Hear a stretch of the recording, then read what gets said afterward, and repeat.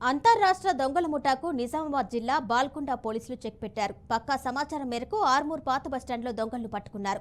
నిందితుల నుండి 6 తులాల బంగారు ఆభరణాలను రికవరీ చేశారు.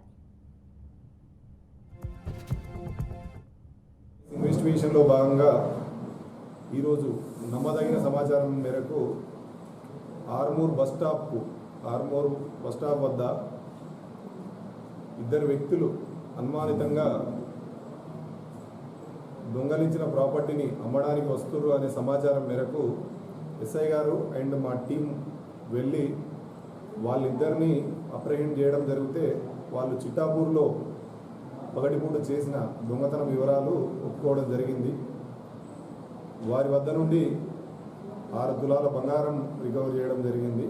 అదేవిధంగా సుమారు ఇంకొక 2 తులాల బంగారం వరకు వాళ్ళు మనాపురం గోల్డ్లో ఫిక్స్డ్ డిపాజిట్ చేయడం జరిగింది. దాన్ని లీగల్గా విడిపించి వీళ్ళకి హ్యాండ్ ఓవర్ చేయడం జరుగుతుంది బాధితులకు.